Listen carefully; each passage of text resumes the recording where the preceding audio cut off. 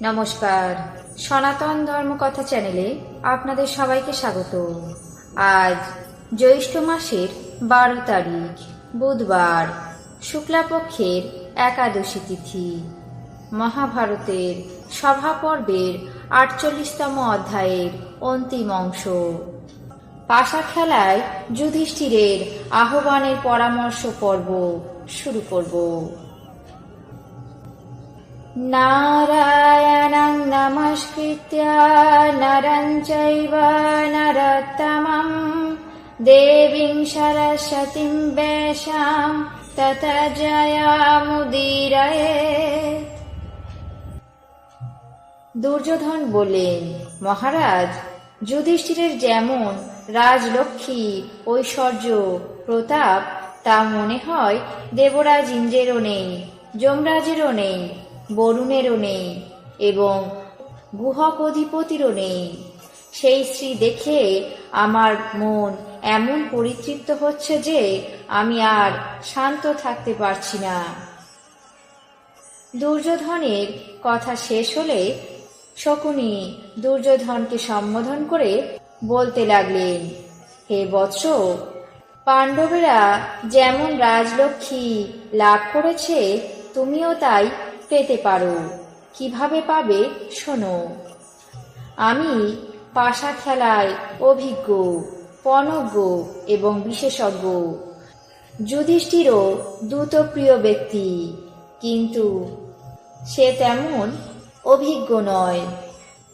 ক্ষত্রিয় রীতি অনুসারে পাশা খেলা বা যুদ্ধের জন্য যদি কোনো রাজাকে আহ্বান করা হয় তাহলে সে অস্বীকার করতে পারে না। আমি কপট ক্রীড়ায় তাকে পরাজিত করে সেই দিব্য সমৃদ্ধি তোমার জন্য নিয়ে আসব। দুর্যোধন শকুনির কথার শেষে ধৃতরাষ্ট্রকে বললেন, হে পিতা, বিশেষজ্ঞ গন্ধর্বরাজ শকুনি দুধ খেলায় পাণ্ডবদেরকে হারিয়ে তার সমস্ত রাজলক্ষ্মী হরণ করতে উৎসাহিত হয়েছে। আপনি অনুমতি করুন। ধৃতরাষ্ট্র বললেন, মহাপ্রাজ্ঞ বিদুর আমাদের মন্ত্রী, আমি তার শাসন অনুবর্তী, অতএব তার সঙ্গে মিলিত হয়ে কি করা যায় সেই বিষয়ে স্থির করব।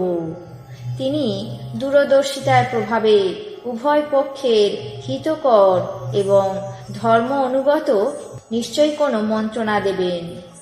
দুর্যোধন বললেন, হে রাজেন্দ্র, যদি মন্ত্রী বিদুর আগমন করেন তাহলে আপনাকে নিবারণ করবেন।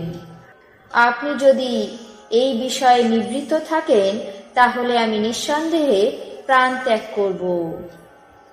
ধৃতরাষ্ট্র দুর্যোধনের কাতর বাক্য শুনে ব্যথিত হয়ে অনুচরদেরকে বললেন, দক্ষ শিল্পীদেরকে নিয়ে এসে এখনই এক শতদ্বার বিশিষ্ট সহস্র রত্নে শোভিত লোচন লোভনীয় এক সভা নির্মাণ করাও। পরে তাতে রত্নস্তরণ মণ্ডিত এবং সুপ্রবেশের জন্য আমাকে নিবেদন করবে। ধৃতরাষ্ট্র দুর্যোধনের পরিতাপ শান্তির জন্য কেবল অপত্য স্নেহের অনুরোধে ধৃতরাষ্ট্র পাশা খেলার বহু দোষ জেনে এবং বিদুরকে জিজ্ঞাসা না করে কিছুই স্থির করা যাবে না এই বিবেচনা করে বিদুরের কাছে সংবাদ পাঠিয়ে দিলেন। ধীমান বিদুর কলহের দ্বার স্বরূপ এবং বিনাশের মুখ স্বরূপ পাশা খেলার সংবাদ শুনে অত্যন্ত ব্যগ্রতা সহকারে জ্যেষ্ঠ ভ্রাতা ধৃতরাষ্ট্রের কাছে এসে পাদবন্দনা করে বলতে লাগলেন, হে রাজন, আপনার এই বাসনায় আমি অনুমোদন করতে পারি না। এই পাশা খেলার জন্য পুত্রগণের মধ্যে পরস্পর বিবাদ না হয় তারই ব্যবস্থা করুন। ধৃতরাষ্ট্র বললেন, বিদুর, যদি দেবগণ অপ্রসন্ন হন তবুও আমার পুত্রগণের মধ্যে কলহ হবে না। আমি, তুমি, দ্রোণ এবং ভীষ্ম সঙ্গে থাকতে কোনো প্রকারে পাশাজনিত অঘটন ঘটার সম্ভাবনা নেই।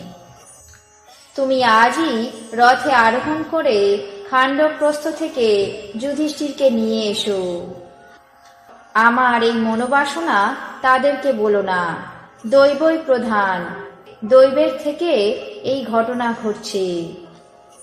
ধীমান বিদুর এমন আজ্ঞা পেয়ে চিন্তিত হয়ে দুঃখিত মনে ভীষ্মের কাছে গমন করলেন। আজ মহাভারতের সভা পর্বের ৪৮তম অধ্যায়ের অন্তিম অংশ। পাশা খেলায় যুধিষ্ঠিরের আহ্বানের পরামর্শ পর্ব এখানেই শেষ করছি। বাকি অংশ আগামী পর্বে পাঠ করে শোনাব। এখন জেনে নেব আজকের দিনের ১২টি রাশির রাশিফল। মেষ, সমস্যার সমাধান। বৃষ, অর্থ অপহরণ। মিথুন, মানহানি। কর্কট, উদাসীনতায় ক্ষতি। সিংহ, দন্তপীড়ায় কষ্ট। কন্যা, জমি নিয়ে বিবাদ। তুলা, বিরাট ভাজন। বৃশ্চিক, চিন্তান্বিত। ধনু, সুনাম অর্জন। মকর, চিকিৎসায় ব্যয়। কুম্ভ, আর্থিক সমস্যা। মীন, কোমরে বেদনা। এই ছিল আজকের দিনের ১২টি রাশির রাশিফল। আপনাদের কেমন লাগলো তা অবশ্যই কমেন্ট বক্সে জানাবেন। চ্যানেলটিকে সাবস্ক্রাইব করবেন, লাইক করবেন, শেয়ার করবেন। ধন্যবাদ।